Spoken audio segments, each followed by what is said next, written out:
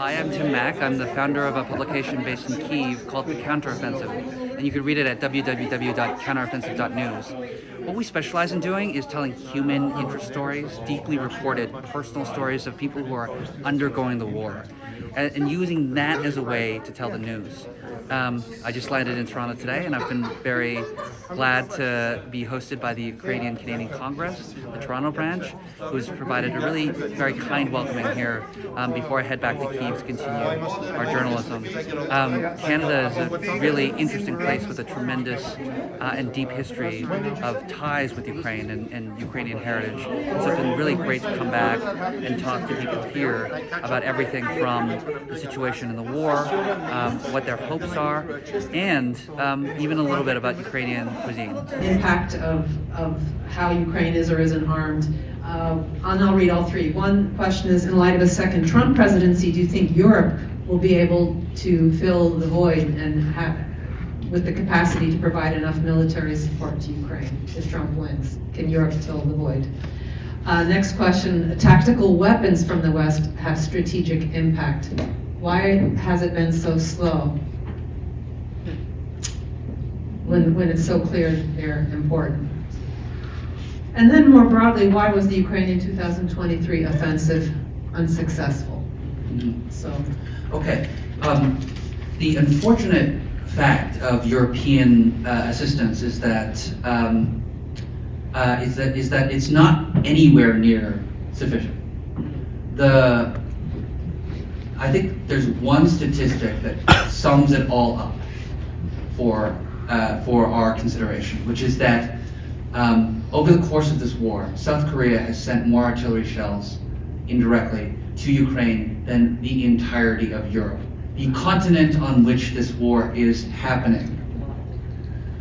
That is a huge problem and an abdication of responsibility among European leaders who have not been sufficiently pressured into doing what's necessary for European security. So if Trump is elected for a second term, do not count on the Europeans to step up. I haven't seen any indication that they're willing to hold a press conference saying we're going to send the shells. They're not willing to actually do the hard work of setting up logistics chains to send the shells. And they're also in a position where, unlike the United States, they haven't created a robust manufacturing industry of sufficient weapons that would be useful in this conflict. They're not only behind in the manufacturing of shells, but all sorts of other important weapon systems that would be necessary for the conduct of war.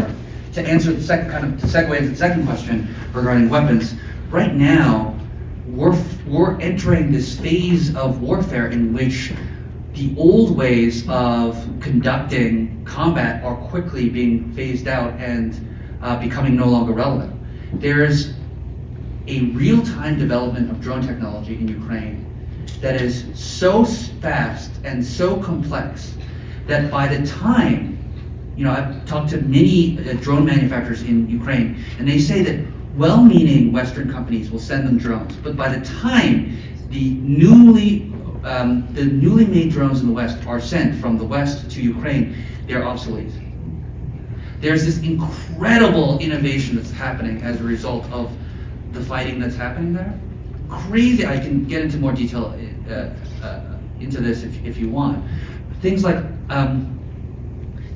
Ukrainian drone automation in which no humans are in the loop of the kill cycle. It creates incredible questions about morality, ethics, law, and technology that we haven't really grappled with fully. But the kinds of weapons that will matter are weapons related to how to make these $500 drones more effective, fly further, less jammable, and then on the flip side, on counter-drone technology, how to jam them more effectively, how to prevent them from coming and striking our target.